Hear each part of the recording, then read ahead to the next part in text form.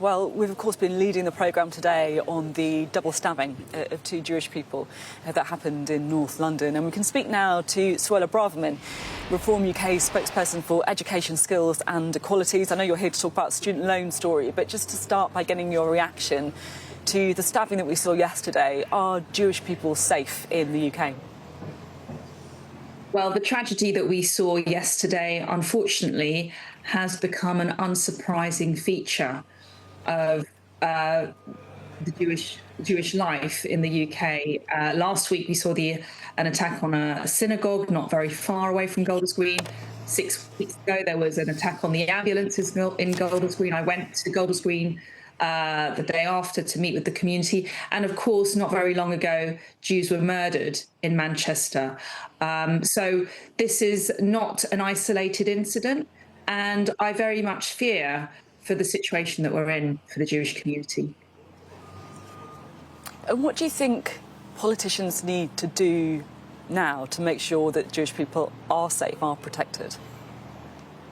Well, what they mustn't do is dish out meaningless platitudes and put out tweets sending their sympathies and their thoughts and prayers.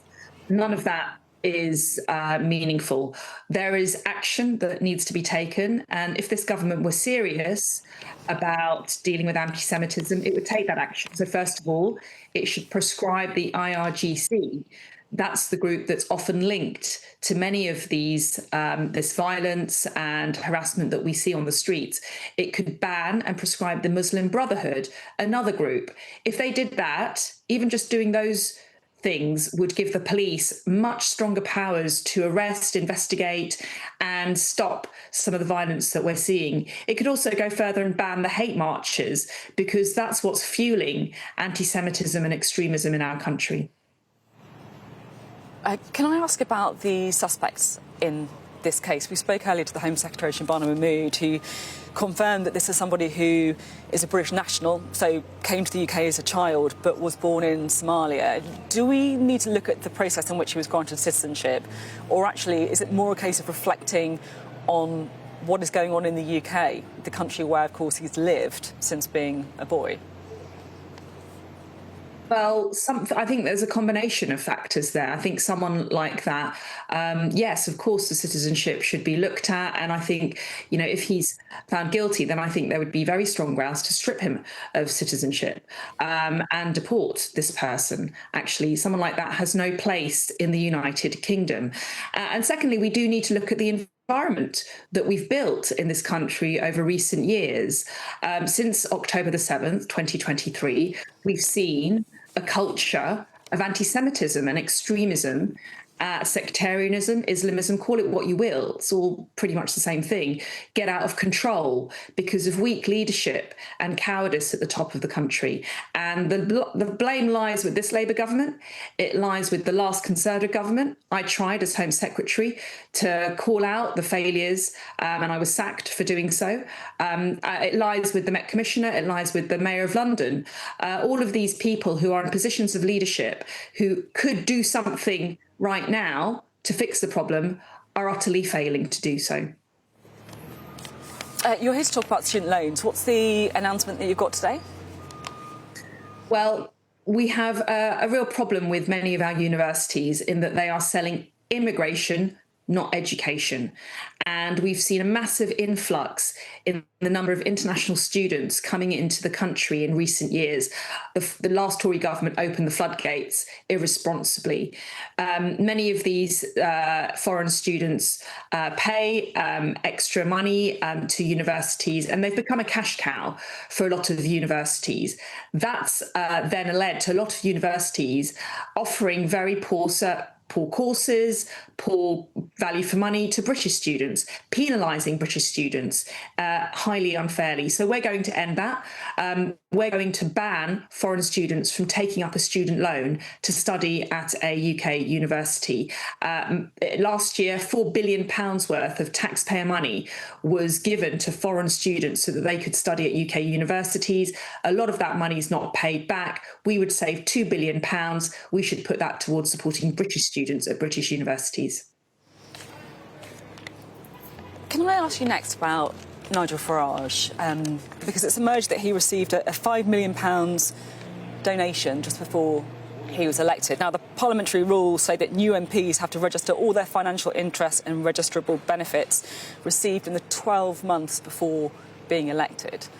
He didn't declare it. Has he broken the rules? No, Nigel Farage received a personal gift for his private purposes. MPs, he received it before he was an MP, before he was a candidate, before he was even thinking about becoming a candidate. Now, it's right that elected MPs should declare donations which are made for the purposes of their job, but that doesn't apply to this situation with Nigel Farage. So you say it was a personal donation for private purposes. I mean, how many times has one of your friends given you £5 million? I mean, it's not like shouting a few rounds at the pub, is it? Well, the private purposes were very serious purposes, namely his security.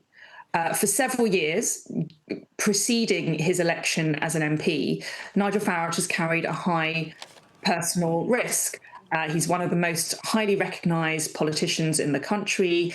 Even before he entered the British Parliament, back in 2019, he was attacked. Someone threw a milkshake at him, and that could have turned out very badly had it been something else that person just to come in, because I absolutely agree with you that Nigel Farage, and he is entitled to pay. Unfortunately, the state will not protect him. They will not issue him with security.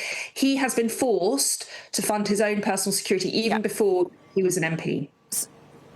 So just to say, I absolutely appreciate the personal risk that Nigel Farage is under, and I would say that I think there is a very strong case that he does need security, right? But the point here is about effectively being in hock for somebody. And if you really, really need the money for something, perhaps legitimately, that doesn't mean that there isn't a conflict of interest. In fact, it increases the conflict of interest because it means that someone is giving you something that you really need. The issue here isn't about whether it's appropriate for Nigel Farage to have security, which I think many would agree with. The issue is that he got a £5 million from somebody and did not declare it. That's the issue. No, but you're blurring the lines and you're missing the point with respect. He needed security before he was an MP for his personal... Yeah, I know, I'm aware. I'm absolutely aware of the argument for Nigel Farage needing security. I'm saying that... But if you receive £5 million from somebody for something that you very much need, just before becoming an MP, when the rules said that you are supposed to declare registrable benefits in the 12 months before, you can understand, you can understand the issue here, right?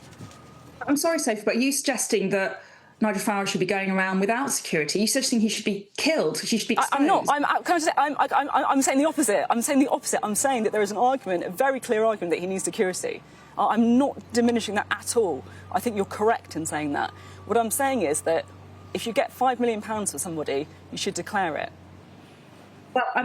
Well, not necessarily. If you're not an MP, no, you don't need to declare it. If you're not a candidate, you don't need to declare it. If you're using it as a private individual, you don't need to declare it. The rules are very clear. And I think the attack... Rules say new MPs must register all their financial interests and registrable benefits received in the 12 months before their election. Because what you're suggesting is that Nigel Farage should be walking around without any security. I have to come in there. I have to come in there again. I'm really sorry. I have to come in again because you were deliberately misinterpreting what I've said. I have said throughout the interview that I absolutely understand the reason that Nigel Farage needs security, and I agree with them. I've made that point many times through this interview because I think it's important to say that, right? I'm talking about declaring a financial benefit. Yeah, and I'm saying, I've made my point repeatedly, and you don't seem to be following it. If you're a private individual and you're not elected, you're not a candidate, you're not even thinking about being a candidate, and you receive a donation for very legitimate purposes, private purposes indeed, because you carry a personal and high risk to your safety, then there's nothing wrong with that. And I think that the attacks that are being made are very distasteful because the assumption behind them, and let's just be honest about this, is that something's gone wrong here. And No, it hasn't. This was private, it was personal, it was before he was an MP. When you receive a donation as an elected MP, when you're accountable to voters, when you're accountable to Parliament, you are subject to those rules. And when a donation is made for your purposes as an MP, that's a really important point in this. An MP can receive a gift for private and personal purposes, and they don't need to declare it.